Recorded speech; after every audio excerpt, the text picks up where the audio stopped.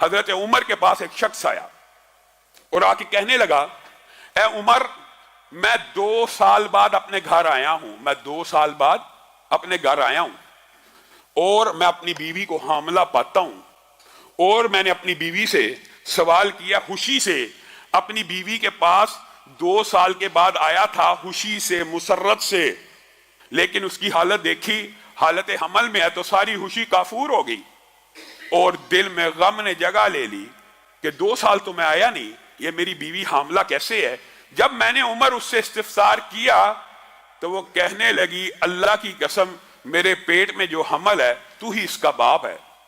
اب مجھے بتلائیے، 2 سال تو میں نے اس کو چھوا نہیں، ٹچ نہیں کیا، 2 سال بعد میں سفر سے آیا ہوں، وہ حاملہ ہے اور اس بچے کی نسبت بھی میری طرف کرتی ہے، اب میں کیا کروں؟ یہ صحیح اثر کے ساتھ، صحیح سندوں کے ساتھ جو حدیث یا اثار موجود ہوتے ہیں، منکرین حدیث ان کا بھی انکار کر دیتے ہیں، اور اللہ کی حکمت بھی اتنی عظیم ہے اس باب کے اندر کہ جس حدیث کا، جس اثر کا انکار کیا جاتا ہے اس سے ملتی جلتی آیت اللہ نے قرآن پاک میں نازل کی ہوتی ہے۔ جیسے آدم کی عمر کے حوالے سے منکرین حدیث نے انکار کر دیا، 1000 برس عمر کیسے ہو سکتی ہے؟ تو قرآن پاک میں اللہ نے نوح کی عمر 950 برس بیان کر دی وغیرہ۔ یعنی جس حدیث کا انکار ہوتا ہے اس سے ملتی جلتی آیت بھی، اس سے ملتا جلتا واقعہ بھی قرآن پاک میں موجود ہوتا ہے۔ اب حضرت عمر نے مشورہ کیا اور ارادہ کیا اس عورت کو رجم کرنے کا، اور حکم دیا اس عورت کو رجم کر دیا جائے۔ کون حکم دے رہا؟ خلیفۃ المسلمین۔ کون حکم دے رہا؟ امیر المومنین۔ کون حکم دے رہا؟ حضرت عمر، جن کے علم و فضل کے دنیا کے سارے امتی قائل ہیں۔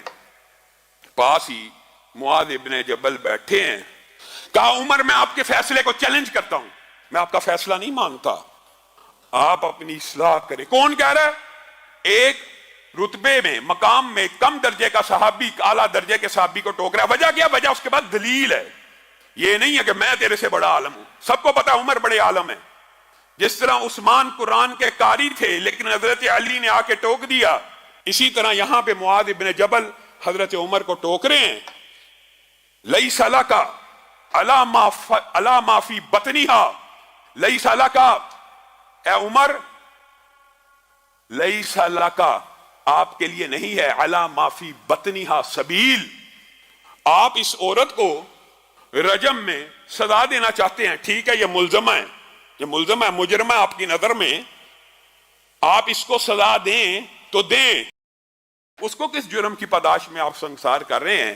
رسول اللہ کے دور میں بھی ایسے واقعات ہوئے تھے، شبیبہ غامدی آئی تھی، رسول اللہ نے وضع حمل کا انتظار کیا تھا، سزا لاگو کرنے سے پہلے وضع حمل کا انتظار کیا تھا، کیونکہ پیٹ میں جو بچہ وہ بھی ایک جان ہے۔ ہمارے معاشرے میں بھی یہ غلط العام مشہور ہے، جی بچہ پیٹ میں ہو، ڈاکٹر بتا دیتے ہیں اس کا برین ابھی پورا نہیں بنا، اس کے اعضاء ابھی پورے نہیں بنے، علماء نے جی، بعض علماء نے فتوے دیے ہیں جی اس کو ابارشن کر دیا جائے، اس کو قتل کر دیا جائے، اس کو ابارٹ کرنا جائز ہے۔ یہ آپ لوگوں نے خود کہانی بنائی ہوئی ہے، کسی عالم کا یہ فتویٰ موجود نہیں ہے، اور اگر موجود بھی ہے قرآن و سنت کے خلاف ہے۔ وجہ یہ ہے، زمین کے اوپر آنے کے بعد، دھرتی کی پشت کے اوپر بچہ جننے کے بعد بھی یہاں پہ کئی بزرگ ہیں جو معذور ہیں، کئی نوجوان ہیں جو معذور ہیں، کئی بزرگ ہیں جن کا دماغ کام نہیں کرتا۔ کیا کسی عالم دین نے یہ فتویٰ دیا جو بیمار ہے اس کو قتل کر دو؟ جس طرح دھرتی کی پشت کے اوپر کوئی بیمار ہے اس کا قتل کرنا حرام ہے، اسی طرح ماں کے پیٹ میں بچہ بیمار ہے اس کا قتل کرنا بھی حرام ہے۔ یہ آپ کو کسی نے مغالطہ ڈال دیا ہے کہ بیمار بچے کو قتل کر دیا جائے۔ کیوں کیا جائے؟ اگر بیماروں کا قتل جائز ہے تو پھر بوڑھوں کو بھی کر دو، پھر جن جن کی یاداشت چلی گئی ہے سب کو قتل کر دو، جو نوجوان معذور ہو گئے ان کو قتل کر دو۔ یہ خود ساختہ فیصلے، یہ من گڑت فیصلے، یہ قرآن و سنت کے خلاف ہیں۔ یہی بات معاذ ابن جبل حضرت عمر کو کہہ رہے ہیں، لیس لک علی ما فی بطنہا سبیل، اے عمر آپ عورت کو رجم کرنا چاہتے ہیں کر لیجئے، اس بچے کا کوئی قصور نہیں، ہم اس کو رجم نہیں ہونے دیں گے۔ حضرت عمر رک گئے اور کہا وضع حمل کا انتظار کیا جائے۔ عورت نے بچہ جنا، عورت نے بچہ جنا، اور صحیح سند میں موجود ہے جس وقت وہ بچہ جنا قد خرجت ثنایاہو، جس وقت وہ بچہ جنا گیا وہ اتنی بڑی عمر کا تھا کہ اس کے دانت نکل آئے ہوئے تھے، اس کے دانت نکل چکے تھے، اور باپ نے اس بچے کو دیکھا، کہنے لگا اللہ کی قسم، کعبے کے رب کی قسم، یہ تو میرے ہی جیسا ہے اور یہ میرا ہی بچہ ہے۔ حضرت عمر تک یہ خبر پہنچی۔ یہ ہے وہ حدیث، یہ ہے وہ مقام جس وقت حضرت عمر نے کہا تھا ماؤں نے معاذ ابن جبل جیسے بچے جننا بند کر دیے ہیں، لولا معاذ لہلک عمر، اگر معاذ نہ ہوتے تو آج عمر اس عورت کو بے گناہ سنسار کرنے کے جرم میں ہلاک ہو چکا ہوتا۔ دنیا میں کون سی ہستی ہے، کون سی شخصیت ہے اگر ابو بکر کے فیصلے کو چیلنج کیا جا سکتا ہے؟ کس کی روشنی میں؟ دلیل کی، وحی کی روشنی میں۔ اگر عمر کے فیصلے کو چیلنج کیا جا سکتا ہے، کس کی روشنی میں؟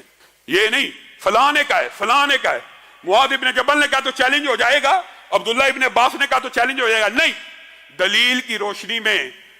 کائنات میں کوئی امتی ایسا نہیں ہے جس کے قول کو، جس کے فعل کو، جس کے عمل کو چیلنج نہ کیا جا سکے۔